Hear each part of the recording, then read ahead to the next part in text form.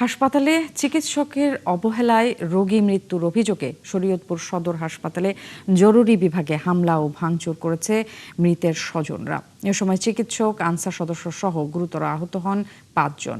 শরীয়তপুরের police super জানান, সদর উপজেলার উত্তর বিলাসখান এলাকার লাল মিয়া কাজী বুকে ব্যথা নিয়ে শুক্রবার রাত 10:30টার দিকে জরুরি বিভাগে আসেন।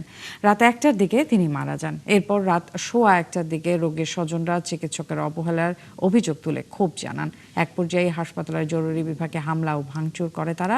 এ সময় গুরুতর আহত হন ডক্টর নাসির ইসলাম, আনসার সদস্য সোহেল, কামরুল, আজিজুল ও কাউসার। পরে পুলিশ পরিস্থিতি নিয়ন্ত্রণে আনে। হামলায় গুরুতর আহত চিকিৎসক নাসিরকে উন্নত চিকিৎসার জন্য ঢাকায় আনা হয়েছে।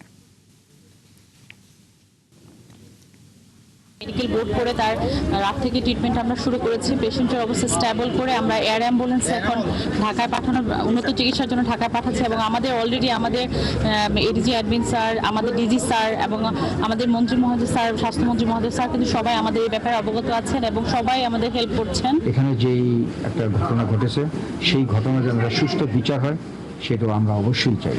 তবে এটাকে আবার কেউ কেউ ফোকাসিং করতেছে যে এটা আপনার ছাত্র দলের আসলে ব্যাপারটা এরকম না।